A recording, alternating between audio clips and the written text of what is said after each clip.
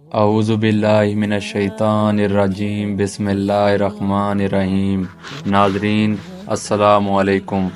اللہ تعالیٰ قرآن پاک کی سورۃ توبہ میں ارشاد فرماتا ہے، اے ایمان والو، مشرکین ناپاک ہیں، لہذا اس سال کے بعد یہ مسجد حرام کے قریب بھی نہ بھٹکیں۔ اگر تمہیں تنگ دستی کا خوف ہو تو بعید نہیں کہ اللہ تعالیٰ اپنی فضل و کرم سے تمہیں غنی کر دے۔ بے شک اللہ تعالیٰ علم والا، حکمت والا ہے۔ پیارے دوستوں، قرآن پاک کی اس آیت مبارکہ میں صاف صاف پتہ چلتا ہے کہ کوئی بھی کافر یا مشرک اللہ تعالیٰ کی حرمت والے اور پاکیزہ مقامات کے قریب بھی نہیں جا سکتا، لیکن اس کے باوجود حال ہی میں سعودی عرب کے اندر ایک ایسا واقعہ پیش آیا کہ جس سے سعودی حکومت نے اللہ تعالیٰ کے اس فرمان کی کھلے عام نافرمانی کی اور اللہ تعالیٰ کی قائم کردہ حدود کو توڑ کر اپنی ہلاکت اور بربادی کو آواز دی۔ پیارے دوستو، آج کی اس ویڈیو میں ہم آپ کو بتائیں گے کہ کافر اور مشرک لوگ اللہ تعالیٰ کی حرمت والے مقامات پر کیوں نہیں جا سکتے، اور اگر کوئی کافر یا مشرک اللہ تعالیٰ کی حرمت والے مقامات میں داخل ہو جائیں تو اس کی کیا سزا ہے، اور سعودی عرب میں پیش آنے والے اس واقعے کا عربوں کے ہلاکت کے ساتھ کیا تعلق ہے۔ پیارے دوستوں، ان تمام تر سوالات کے جوابات قرآن و حدیث کی روشنی میں آج کی اس ویڈیو میں ہم آپ کو بتائیں گے، لہذا آپ سے گزارش ہے کہ ہمارے اس ویڈیو کو اینڈ تک ضرور دیکھیے گا۔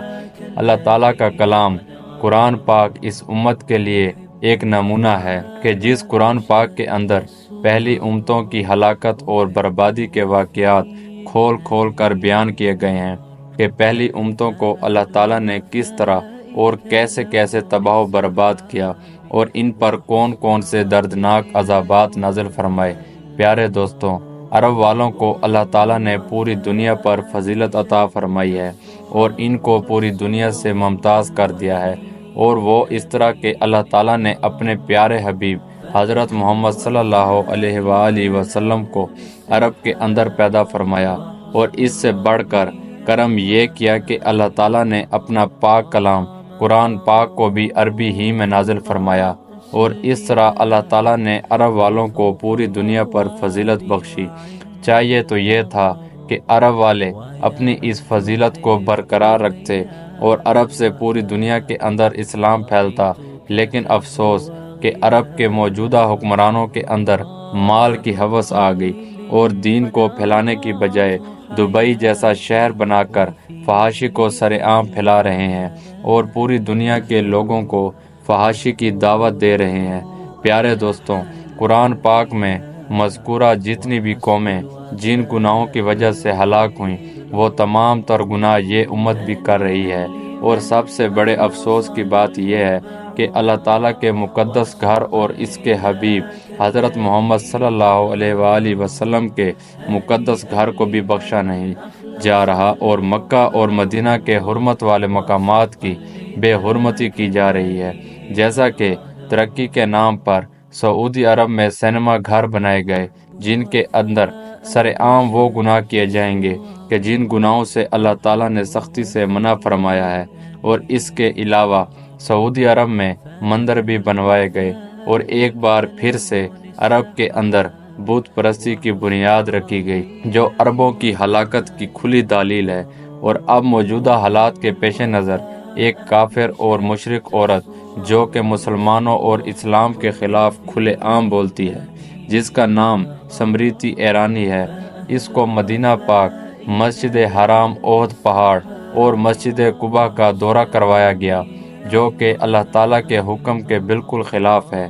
اللہ تعالیٰ کے حکم کے مطابق اس کافرہ عورت کو مسجد نبوی کی حدود کے اندر بالکل داخل نہیں ہونا چاہیے تھا، لیکن جب کسی قوم کا زوال شروع ہوتا ہے تو وہ قوم اللہ تعالیٰ کو للکارنے لگتی ہے اور کھلے عام اللہ تعالیٰ کی نافرمانیاں شروع کر دیتی ہے، اور ایسا ہی آج کے دور میں سعودی حکمران ترقی اور کامیابی کے نام پر کر رہے ہیں، اور اب وہ وقت دور نہیں کہ جب عرب کی ہلاکت شروع ہو جائے گی اور اللہ تعالیٰ کے پیارے حبیب حضرت محمد صلی اللہ علیہ وآلہ وسلم کا وہ فرمان سچ ہوگا کہ حضرت محمد صلی اللہ علیہ وآلہ وسلم نے ارشاد فرمایا کہ کہ عرب قیامت میں عرب ہلاک ہو جائیں گے اور عربوں کا ہلاک ہونا عرب قرب قیامت کی ایک بہت بڑی نشانی ہے۔ پیارے دوستوں، اس حدیث کے مطابق اگر دیکھا جائے تو آخرت کے اعتبار سے تو عرب والوں کا زوال شروع ہو چکا ہے، کیونکہ یہ لوگ اللہ تعالیٰ کے احکامات کو چھوڑ کر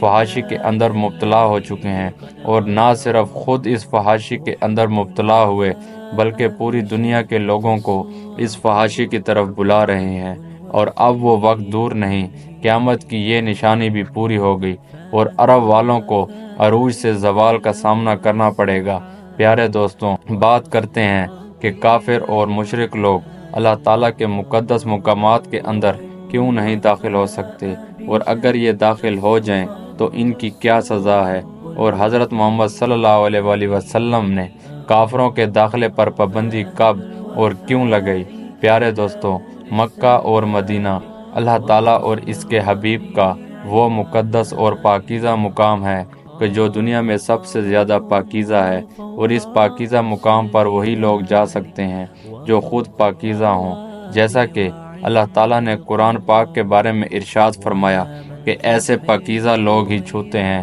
اسی طرح اللہ تعالیٰ کا گھر بھی پاکیزہ اور مقدس ہے، اور اللہ تعالیٰ کے پیارے حبیب حضرت محمد صلی اللہ علیہ وآلہ وسلم کا گھر بھی پاکیزہ اور مقدس ہے، اور یہاں صرف وہی لوگ جا سکتے ہیں جو ایمان والے ہوں اور ایمان کی وجہ سے پاکیزہ اور مقدس ہوں۔ یہی وجہ ہے کہ مکہ اور مدینہ میں مسلمانوں کے علاوہ کوئی اور شخص داخل نہیں ہو سکتا، کیونکہ کافر اور مشرک لوگوں کو اللہ تعالیٰ نے ناپاک اور نجس قرار دیا ہے۔ پیارے دوستوں، تو کافروں اور مشرکوں پر یہ پابندی حضرت محمد صلی اللہ علیہ وآلہ وسلم نے سن 9 ہجری کو لگائی تھی۔ 8 ہجری کے بعد فتح مکہ کے موقع پر جب پورے مکہ کے اندر مسلمانوں کا غلبہ ہو گیا تو سن 9 ہجری میں اللہ تعالیٰ نے قرآن پاک کی ایک خاص آیت کریمہ نازل فرمائی، جس آیت کریمہ کے اندر اللہ تعالیٰ نے صاف صاف کافروں اور مشرکوں کو مسجد حرام میں داخل ہونے سے منع فرما دیا، اور یہ آیت کریمہ قرآن پاک کے پارہ 10 سورۃ توبہ کی 28ویں آیات ہے۔ اس طرح قرآن پاک کے اس آیت کریمہ کے نازل ہونے کے بعد حضرت محمد صلی اللہ علیہ وآلہ وسلم نے کافروں اور مشرکوں پر مسجد حرام میں داخل ہونے پر پابندی لگا دی، اور تب سے لے کر آج تک یہ پابندی قائم رہی۔ لیکن افسوس کہ آج کے دور میں حضرت محمد صلی اللہ علیہ وآلہ وسلم کے اس فرمان کی خلاف ورزی کی جا رہی ہے، جو آج سے 1400 سال پہلے حضرت محمد صلی اللہ علیہ وآلہ وسلم نے ارشاد فرمایا تھا، اور جو آج سے 1400 سال پہلے حضرت محمد صلی اللہ علیہ وآلہ وسلم نے پابندی لگائی تھی، وہ پابندی آج کے دور میں ختم ہوتی ہوئی نظر آ رہی ہے۔ پیارے دوستوں، اگر کوئی کافر اور مشرک اللہ تعالیٰ کے مقدس مقام خانہ کعبہ یا مسجد نبوی میں اس وجہ سے داخل ہوں کہ وہ ان کو نقصان پہنچائے گا تو ان کو قتل کرنے کا حکم ہے، اور اگر کوئی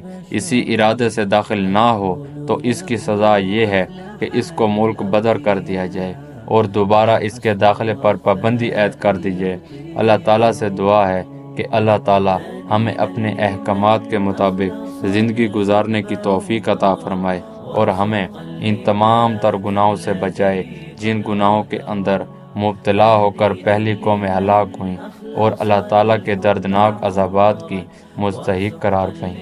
اللہ